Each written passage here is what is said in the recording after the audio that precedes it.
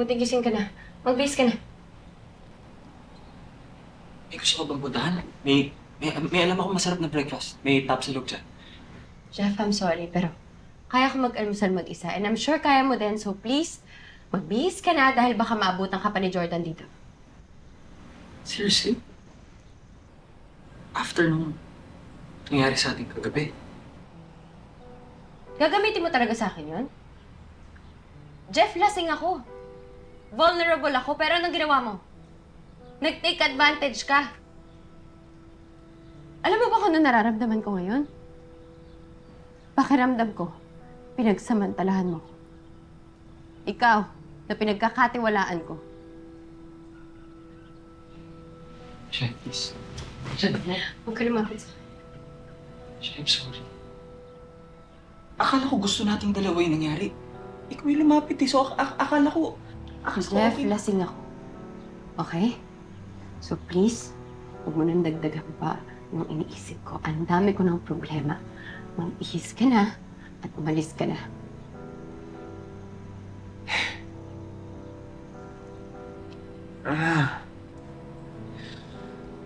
Okay. You're right. I'm so sorry, Shai. I'm so sorry. Hindi dapat ako nag-take advantage sa'yo. I'm really sorry. Kung talaga nagsisisi ka, promise mo sa akin na walang ibang makakaalam nito. Promise mo! Okay. I promise. Walang makakaalam dito. Basta matawarin mo lang ako. Jeff, hindi na nga, Jeff! Magbihis ka na, umalis ka na!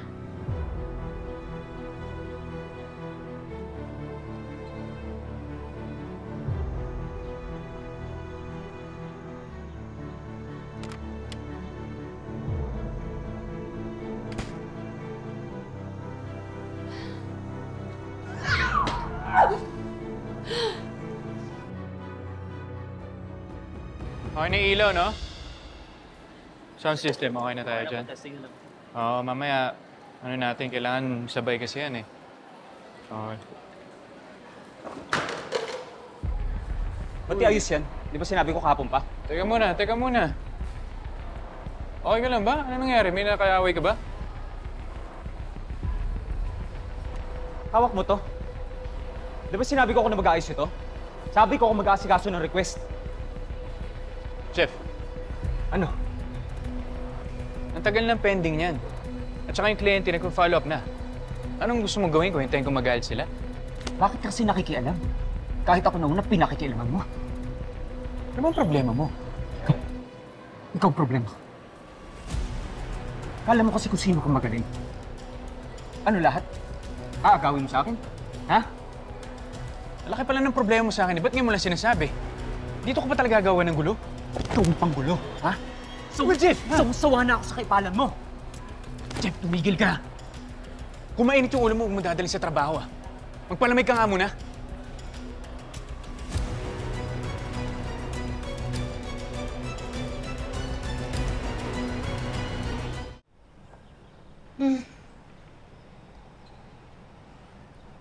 Wala ka na ba ibanda ng pagkain? Nagugutom pa ako.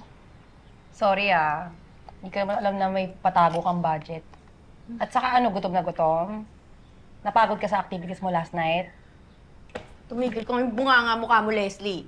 Mamaya sa iba mo na naman masabi yan. Natatakot kang malaman ni Jordan. Hindi sana di mo ginawa.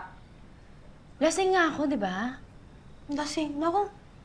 Di mo ko maloloko, girl. Kilala kita pag talagang lasing ka at yung kagabi. Matino ka pa doon, alam ko. Tapos sabihin mo, tinake advantage ka ni Jeff?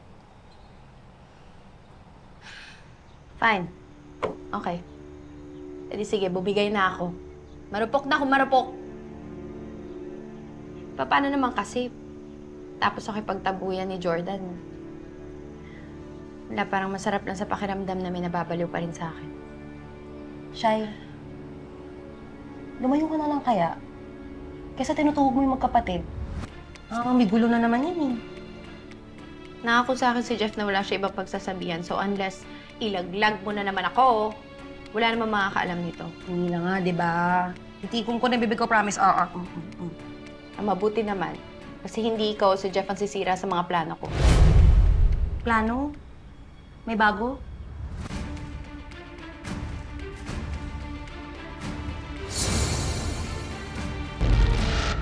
Hindi ko siya pinagtatanggol! Ano nangyari? Ba't hindi mo siya pinatay?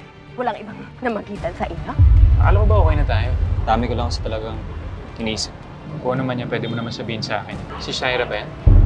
Basta nagkakaintindihan tayo Huwag kang papalpak. Kapag nagawa mo to na maayos, may bonus ka sa akin. Meldy? May tao ba dito? Kamusta ka na?